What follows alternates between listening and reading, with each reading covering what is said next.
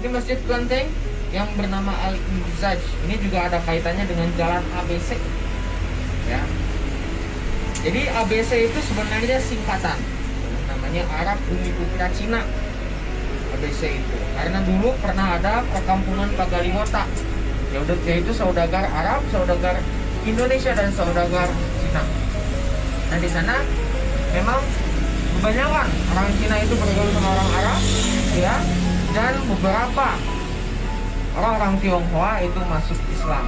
Akhirnya beli tanah di sana, ya, mewakafkan istilahnya, lalu dibangunlah sebuah masjid. Ya, oke, perkenalkan diri dulu ya, nama saya Fajar, saya dari HPI Himpunan Pariwisata Indonesia Jawa Barat. Saya tidak sendiri di sini, Nah, ini kita berada di Eropa, ya. Itu Jalan Braga. Ini jalan yang bernuansa Eropa. Braga, ada yang mengatakan berasal dari kata Ngabaraga, di mana orang-orang Belanda dulu beradu gaya di sini, memamerkan gaya-gaya mereka sendiri. Ya, di sini. Jadi sebelah kiri, nah ini salah satu ngadu gaya kayak gini. Ya, seperti itu. Di belakangnya adalah toko pertama di Jalan Braga, namanya Hellerman. Ya, itu dulu menjual senjata api, ya, lalu ada perlengkapan delman juga, ya. Nah di sini juga ada, bisa dilihat, ya, kebanyakan Jalan Braga ini selalu dipakai pre-wedding, ya, karena ini memang suasana Belandanya kuat sekali di sini. Tetapi yang sampai sekarang masih bertahan, ya, sebenarnya ada toko roti, tapi masih tutup. Ini juga sama sebelah kanan, ya. Sebelah kanan di sini ada restoran Braga Permai. Ini nama aslinya adalah Maison Bohemia. Jadi itu favoritnya orang-orang Belanda, sarapan, makan siang, makan malam. Dulu orang-orang Belanda itu tinggalnya di daerah Ciwidey, daerah Pangalengan, jadi daerah perkebunan, daerah gunung. Kesini sambil ngejemput anaknya. Ya, anaknya dulu sekolah di Quake School yang sekarang jadi Polrestabes Bandung, itu sekolah menak, ya. Lalu ada HBS, sekarang jadi SMA 5 dan SMA 3 Bandung. Ya. Di sini. Jadi dulu kalau misalnya mau menetap di kota, itu ada salah satu hotel Grand Priangan. Ya. Itu dulu tempat menetapnya orang-orang Belanda sementara di sini. Ya, sambil nunggu anaknya pulang sekolah. Oke, kita masuk ke Jalan Sunia Raja. Ini salah satu pahlawan. Dan kita akan melintasi viade. Ya, viade ini artinya jembatan di atas kanal. Kebetulan di sini adalah Sungai Cikapundung, anak Sungai Citarum. Jadi viade ini selalu dilalui oleh Si Gombar. Ya, sekarang Si Gombar sudah menjadi monumen kantor pusat PT KAI. Itu yang warna hitam dan warna merah. Ya. Nah itu Si Gombar. Jadi dulu Si Gombar ini adalah kereta api yang bisa dibilang diandalkan karena mampu menanjak di pegunungan kawasan Jawa Barat, karena dulu punya 2 trayek khusus ke Bogor dan ke Jakarta. Ya, jadi dulu tidak hanya mengangkut penumpang saja, tapi mengangkut komoditas-komoditas di kota Bandung. Nah, pada saat Bung Karno di penjara di Bancuy, di sidangnya itu di Gedung Landgraf, tapi sekarang bernama Gedung Indonesia Menggugat. Ya, karena pada saat itu Bung Karno membacakan pleidoinya yang bernama Indonesia Menggugat, tapi nama aslinya adalah Gedung Landgraf. Oke, kita masuk ke kawasan Balai Kota. Ya, di sini masih steril Balai Kota ini. Ya, padahal bis ini nangkringnya di sini. Ya, jadi Bandros ini memiliki 3 shelter, alun-alun, museum geologi dan Balai Kota. Tapi karena Balai Kota masih diprioritaskan, ya, jadi dialihkan sementara ke alun-alun, ya. Nah, padahal Balai Kota ini memiliki taman yang sangat luas sekali. Ini adalah taman pertama di Kota Bandung, namanya Peters Park. Ya, itu diambil dari nama asisten Presiden Priangan, Peter Sithoff Park. Ya, tapi orang Bandung mengenalnya adalah Kebun Raja. Kenapa kan? Karena Polrestabes Bandung yang dulunya adalah sekolah menak, namanya Quake School, ya, murid-muridnya beristirahat di Taman Balai Kota. Hanya selalu disebut Kebun Raja. Lalu kantor wali kota ini yang dulunya adalah gudang penyimpanan kopi milik Dr. Angus Dugildo. Lalu di sebelah kiri sini ada Masjid Al-Wuqwa. Ini yang dulunya disebut gedung pemuja setan, pusatnya namanya Loji Sinyen. Ya, Loji Sinyen. Di belakangnya ada BMC, Bandung Civic Center. Ya, tapi saya jelaskan dulu kenapa bisa disebut gedung pemuja setan. Karena pada saat itu 2 orang asal Rusia dan asal Inggris datang ke Bandung menyebarluaskan ajaran Freemason. Karena dulu orang Belandanya banyak di sini.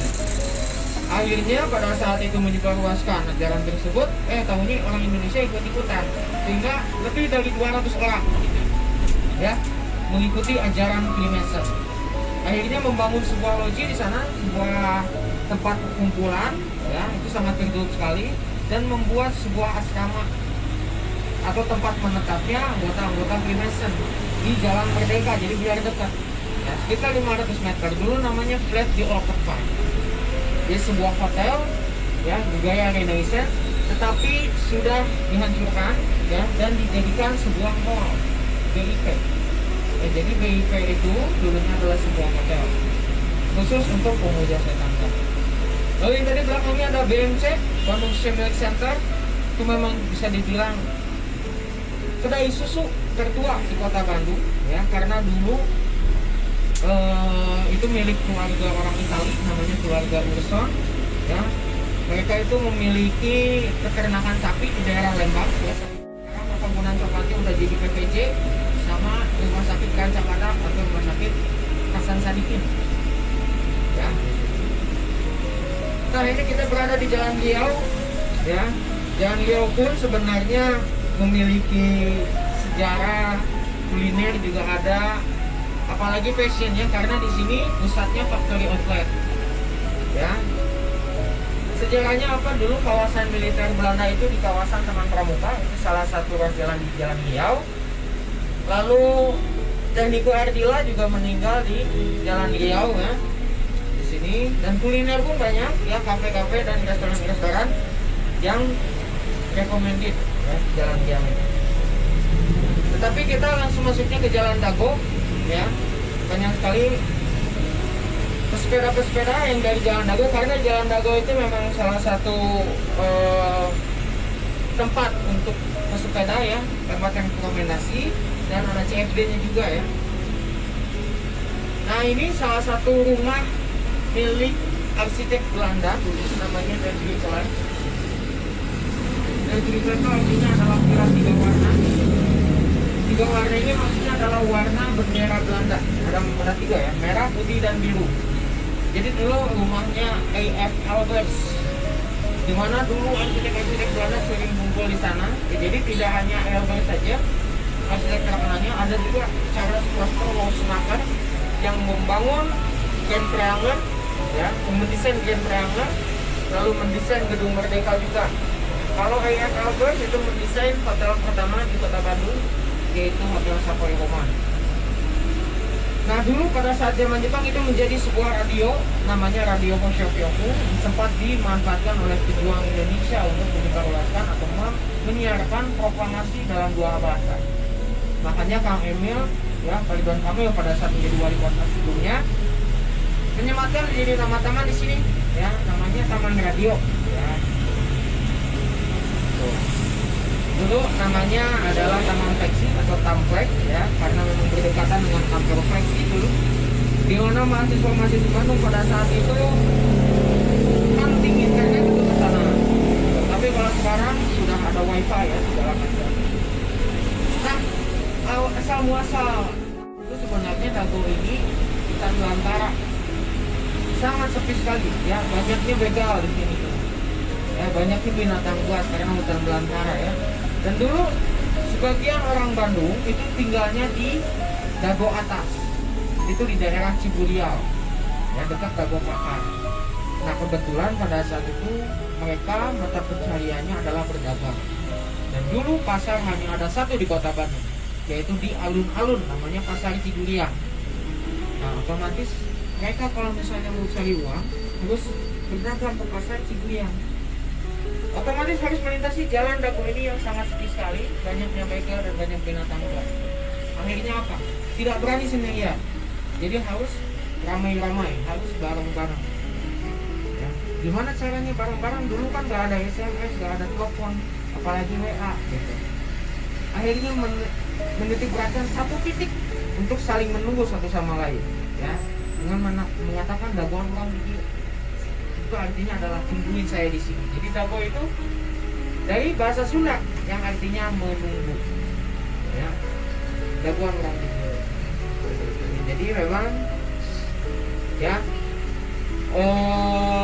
waktu demi waktu, ya, terus berjalan, akhirnya dinamakan nama. Ini memang sudah ditetapkan di zaman Belanda, ya. Dulu namanya Dagostraat. Oke, kita langsung belok ke kanan ke Jalan Diponegoro. Ya, ini memang diambil dari salah satu pahlawan asal Jawa Tengah, itu Pangeran Diponegoro. Karena pada saat Perang Diponegoro pun, ya, salah satu komoditas Bandung ini yang membuat kota Bandung diunggulkan. Dari sisi apanya? Jadi dulu Bandung itu memiliki 3 komoditas.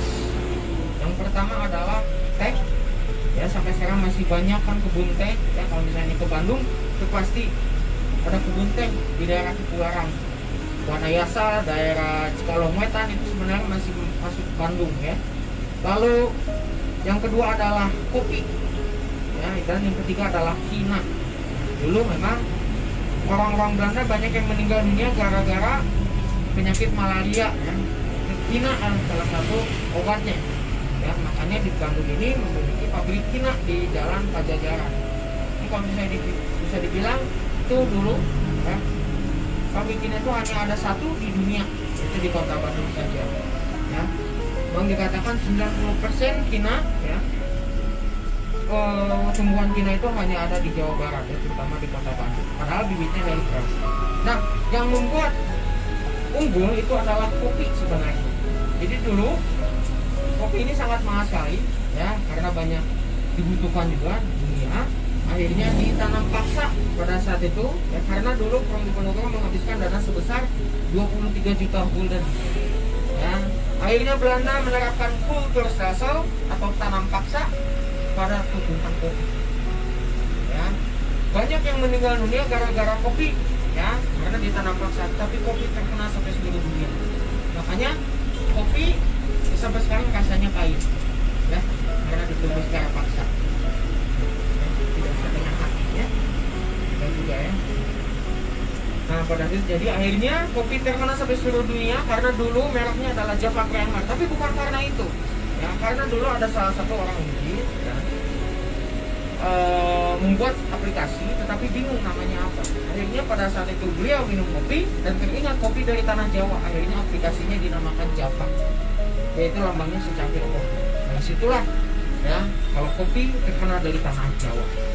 Nah, ini kawasan gedung sate yang tidak ada social distancing, ya, saling cipika-cipiki. Inilah sebelah kanan gedung sate, bisa dilihat. Kenapa bisa disebut gedung sate, kan? Karena ada tukang sate di belakangnya. Namanya Sate Jando. Udah coba? Harus dicoba. Ya, itu ngantrinya 50 meter. Ya, iya benar. Ya, kita nunggu 1 jam. Pas giliran kita udah kenyang. Ya. Tapi memang coba aja sate Mbok Ayu. Ya, itu bukannya di pagi hari. Biasanya sate itu kan identiknya malam. Tapi ini di pagi hari, ya. Jadi disebut gedung sate memang karena ada ornamennya juga, itu sebagai penangkap petir. Dan ada 6 buah bunga lotus, ya, 6 itu maksudnya biaya pembangunannya itu 6 juta gulden, ya. Dibangun selama 4 tahun dari tahun 1920 sampai 1924 dan dikatakan bangunan pertama yang memiliki basement di tahun 1920. Seberangnya tadi Gasibu, ya, gabungan sepak bola Indonesia Bandung Utara. Jadi dulu memang lapangan sepak bola. Ini nama aslinya adalah Taman Silaki, sebenarnya Silaki Plain, tapi karena Bandung ini banyak taman tematik, ini namanya Taman Lansia, isinya anak-anak. Ya. Kenapa? Ya. Taman Lansia isinya anak-anak, banyak pegang balon. Ya. Bukan itu aja. Ada dinosaurus juga di sini. Ya, adik-adik bisa foto-foto sama dinosaurus di Taman Lansia ini. Ya, kenapa dinosaurus ditempatkan di Taman Lansia? Karena itu binatang lansia. Bukan, ya. Karena museum geologi ini museum terbesar dan terbaik di Asia Tenggara. Karena ini satu-satunya museum yang memiliki fosil T-Rex. ya di Indonesia. Tetapi sampai sekarang masih ditutup ya, karena memang masih corona juga.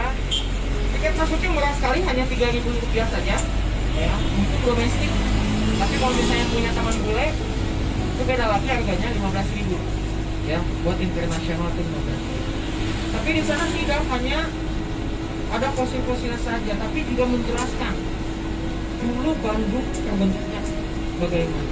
Itu dijelaskan sejarah kota Bandung. Dulu memang Bandung itu ya, secara garis besar Bandung itu dulunya adalah sebuah danau, namanya Danau Singapura. Orang-orang kan dulu mengenalnya adalah situ Kiang. Dan dulu ada gunung, ya salah satunya ada Gunung Tangkuban Parahu, itu dinamakan tempat bersamanya dewa-dewa alias Parahyangan. Ya. Parahyangan disingkat lagi menjadi Priangan. Ya. Menjadi Priangan. Dulu Bandung namanya adalah Priangan. Ya, itu kota Priangan. Akhirnya menjadi Bandung kenapa? Diambil dari salah satunya karena dulu Bandung ini sebenarnya dalam bentuk bendungan. Ya, ada yang mengatakan seperti itu, ada yang mengatakan Bandungan, artinya adalah perlayar. Jadi dulu pada saat Bapak Raden Adipati Wiranata Kusuma II sedang mencari ibu kota, itu sambil berlayar di Sungai Citarum, alias Bandungan. Nah, itulah memang dua versi yang kuat kenapa ini kota dinamakan Bandung. Ya.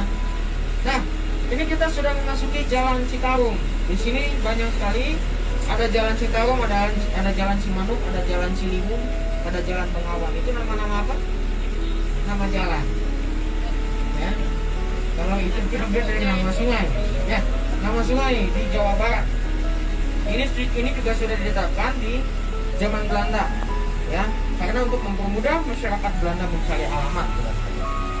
Nah, ke kanan sini ke Cisanggo yang saya tadi katakan wisata kuliner banyaknya di sini, ya. Salah satu wisata kuliner di kota Bandung. Ini ada Pasar Roa. Ini juga sebenarnya sore ke malam wisata kuliner di Jalan Cibenying, ya. Itu ada Taman Cibenying situ. Pasar Roa Cihapit ya, di Cibenying.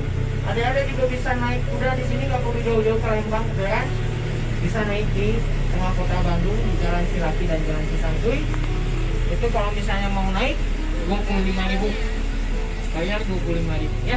Sempat ada ibu-ibu yang menawar, Kang boleh 10.000? Oh boleh ibu, tapi ibu ngomong sama kudanya gitu. Ya, jadi tergantung kudanya mau apa. Ya.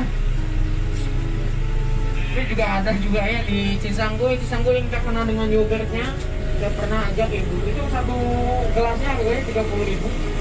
Ya, saya pernah ajak ibu pengajian lalu tahun, ya. Saya promosiin, Bu, boleh mau minum yogurt Cisangkuy, mangga silakan ya. Belinya satu gelas, sedotannya 15 ya. Yang pada satu 15 orang ya. Cuma pengen nyoba doang. Tapi itu sudah bagus ya karena social distancing. Ya, sedotannya sendiri-sendiri. Ya, kan bareng-bareng. Tentara Kempetai yang dipimpin oleh Jenderal Imam Toshi. Jadi dulu tentara Jepang ini ya bekerja sama sekongkol dengan wartawan Belanda namanya Dominic Willemberti. Pada saat itu Dominic Willemberti ini berkhianat dan memberitahu titik lemah Belanda itu di mana. Salah satunya adalah Jalan Lombok dan Jalan Ciapit. Ya, di pinggir ini, di salah satu ruas jalan sebelahnya adalah Jalan Ciapit. Itu adalah dua ruas jalan yang menjadi titik lemah Belanda. Kenapa? Dulu ini rumahnya orang-orang Belanda, ya, orang militer kelas menengah, dan tentara-tentaranya itu pulang ke Nederland, pulang ke Belanda. Yang di sini hanya anak-anak dan istrinya saja. Jadi dulu rumah-rumah di sini dijadikan tempat penyekapan khusus untuk anak-anak dan istri saja. Ya, jadi disebut kamp konsentrasi. Tapi kalau tentara-tentaranya ada di SMA 20 dan SMK 2. Itu dulu dijadikan tempat kamp konsentrasi. Ya, jadi dulu satu rumah diisi 20 orang dan rata-rata rumahnya di sini tidak ada yang bertingkat. Yang bertingkat itu hanya kawasan elit saja, yaitu Dago, Ciumbulit, ya, atau Kuncrut, ya, lalu Ciamplas dan Cipagan. Tetapi sekarang banyaknya kuliner. Nah, ini salah satunya. Ada lomi bakmi Lombok. Itu kalau misalnya siang-siang itu penuh banget. Ya, sampai ada yang makan sambil berdiri, sangkanya undangan ya, mungkin lapar jadi itu saking penuhnya banget. Itu harganya murah ya, terjangkau, hanya 24.000. Kakak bingung ya, itu udah banyak banget. Di Bandung juga kan banyak sebenarnya mie gitu ya. Mungkin orang Jakarta tahunya mie Agung loh, atau Linggarjati yang ada di alun-alun. Itu salah satunya kalau misalnya mau rada bawahan ya, tapi rasanya masih sama, itu boleh. Mie bakmi Lombok salah satu rekomendasinya ya. Nah, ini kita masuk Jalan Aceh ya. Di sini ada salah satu rumah yang dulu dijadikan perkumpulan pemuja setan. Oh, bisa dibilang cabangnya, kan tadi pusatnya yang jadi masjid ya. Nah, ini cabangnya sebelah kanan. Kebetulan lagi direnovasi. Ini dulunya namanya Loji Hermes, tapi orang Bandung mengenalnya adalah rumah kentang. Ini disebut rumah kentang dulu. Ini ya guys, ini dulu namanya rumah kentang. Sekarang udah direnovasi banget, dijadikan sebuah kafe ya, atau tempat pengumpulan ya, cinta teknologi. Itu masih direnovasi juga. Itu disebut rumah kentang ya. Kenapa bisa disebut demikian? Karena setiap kita melintasi rumah tersebut pada malam hari, itu akan tercium aroma kentang rebus. Tapi ada satu malam tidak akan tercium aroma kentang rebus. Ada yang tahu malam apa? Malam takbiran. Itu akan menjadi sambal goreng kentang Mustafa. Diolah ya. Sebelumnya Saparua itu gor tertua di kota Bandung, dan ini salah satu taman tertua juga, namanya Taman Maluku atau Maluku Park. Dulu di sini banyak sekali kolam, tapi ada satu kolam yang memang dulu sangat bermanfaat di kota Bandung, namanya kolam ini. Yang kolam bertiga ini dulu banyak tempat banjir, ya, makanya dibangun sebuah kolam di sana, kolam retensi, di mana air yang tergenang di kota Bandung masuk ke dalam kolam retensi tersebut. Ya, kolam tersebut berganti jadi kolam lelaki bertulang lunak. Ya, apa lelaki bertulang lunak? Ya, masih jadi-jadian ya, bencong sekali sana. Tapi sudah tidak ada ya, karena dulu taman tersebut tertutup sekali seperti ini ya, dikasih pagar, tapi sekarang sudah menjadi terbuka. Nah, kalau ini adalah taman lalu lintas atau Insulin the Park dulu namanya ya. Dulu Insulin the Park ini ya isi tumbuhan-tumbuhan atau tanaman-tanaman asal Hindia Belanda, dan ini juga dijadikan tempat latihan tembak-menembak tentara-tentara Belanda di sini. Lalu tahun 1950 diresmikan oleh Bapak Jenderal Antonis Nasution dengan memberi nama Taman Ade Irma Suryani Nasution. Ya. Dan sebenarnya taman ini untuk siapa? Ya. Selama ini kita lewat itu banyaknya anak-anak yang masuk. Sebenarnya itu untuk geng motor. Kenapa? Dulu Polrestabes Bandung tahun 60-an menggunakan taman tersebut sebagai sarana pelatihan rambu-rambu lalu lintas. Jadi dulu kalau misalnya ada remaja-remaja nakal di kota Bandung ya, yang ugal-ugalan ya, yang mau begal, itu dipenjara, tapi pada saat mau dibebaskan itu dikasih pelatihan dulu di sana ya, sebagai rehabilitasi diri, sebagai introspeksi diri. Jadi pada saat itu menjadi taman lalu lintas. Tapi kesini ya mengurang, jadi banyaknya anak-anak yang masuk ya. Jadi tempat wisata untuk anak-anak. Ibu-ibunya nggak mau kalah, jadikan tempat piknik di sana ya, alias botram. Ah, botram itu apa tuh? Botram tuh ya istilah orang Sunda, artinya piknik ya. Tapi itu diambil dari bahasa Belanda, dari kata boterham, artinya roti lapis isi daging ham. Dulu ya, orang-orang Belanda kalau misalnya mau piknik itu pasti ada roti lapis isi daging ham, namanya boterham. Orang Sunda mendengar, oh botram, tetapi jadikannya sebuah kegiatan. Bedanya itu ya, kalau misalnya orang Sunda itu dijadikan nama kegiatan, tapi kalau orang Belanda itu nama makanan yang dibawa pada saat piknik. Madiun ya.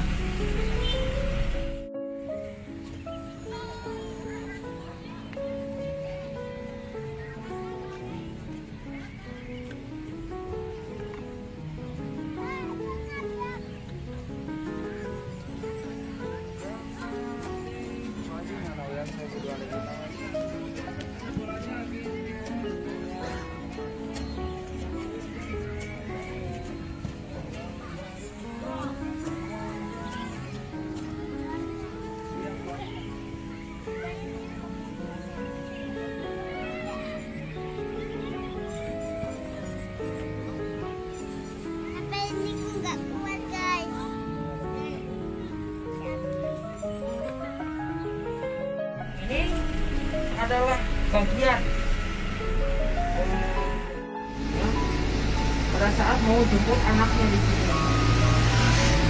Jadi Grand Triangle ini dibangun tahun 1898 ya, lalu sempat direnovasi tahun 1929 oleh Charles Prosper Schumacher dan menunjuk juru gambarnya ya, yaitu Bung Karno pada saat itu mahasiswanya ya, karena dulu CP Works Schumacher itu adalah dosen ITB ya. Ini gayanya adalah artistik dekoratif atau art deco ya. Nah ini sebelah kanan, inilah salah satu tanda bahwa Daendels pernah datang ke sini karena dulu menancapkan tempatnya di titik kilometer 0 ini, Daendels ini.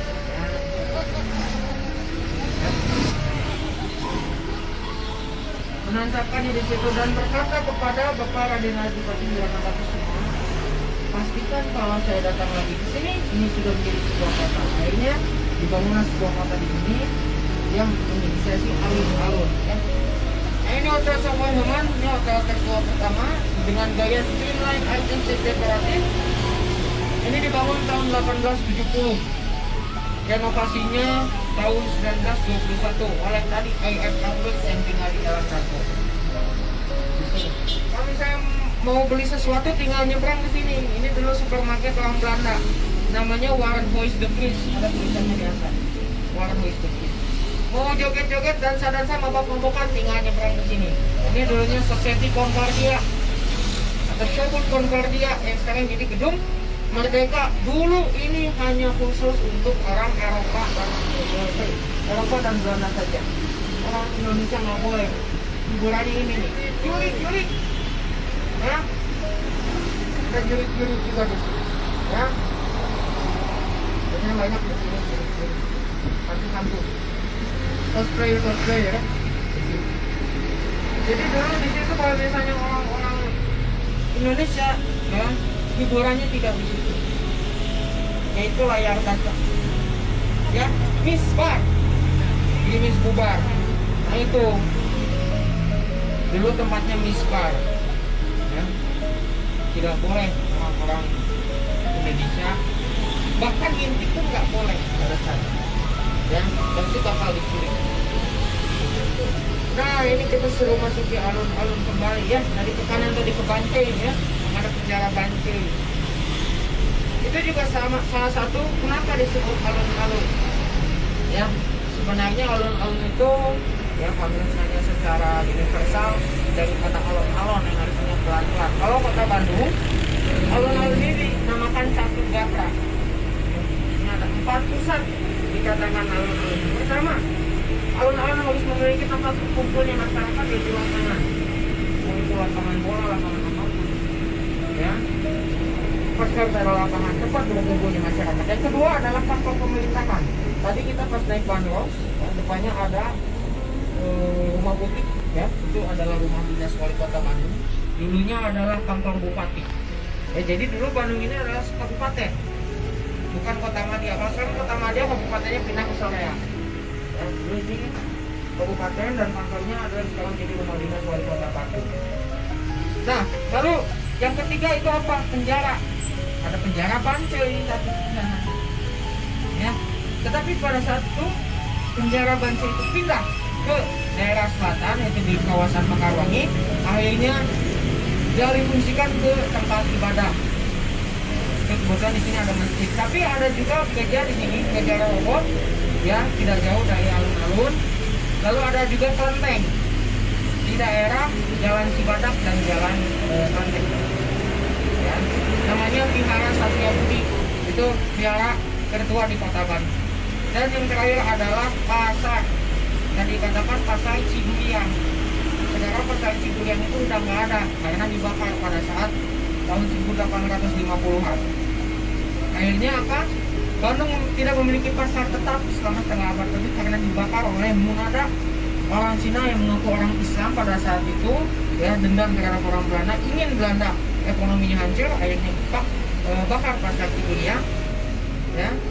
Lalu Bandung membangun sebuah pasar yang baru, ini sampai sekarang namanya Pasar Baru. Itu di tahun 1905. Udah tua banget kan, udah 1 abad lebih, tapi masih aja dikatakan pasar baru. Maksudnya adalah menggantikan pasar lama yang buka. Dan dulu letak pasar Ciburiang itu di sini, yang sekarang jadi Jogja Kepatihan. Ini sangat dekat sekali dengan alun-alun. Kalau pasar baru kan udah jauh banget, lumayan jauh. Kalau jalan kaki lumayan ngos-ngosan. Kalau di sini enggak, dekat sekali ya ke alun-alun atau ke lapangan alun-alun itu sendiri. Ini ya sekarang jadi Jogja Kepatihan dinamakan pasar Ciburiang, ya, karena berdampingan dengan jalan Ciburiang ada di belakang sini. Itu ada jalan Ciburiang. Itu menghubungnya ke jalan keutamaan ini, ya, karena dulu di sana ada sekolah yang dibangun oleh Ibu Raden Dewi Sartika, ya, sekolah khusus wanita namanya Keutamaan Istri, dan Jalan Pungkur gitu. Tadi kita belok kiri, kalau belok kanan itu ke makamnya Ibu Raden Dewi Sartika dan para Bupati Bandung.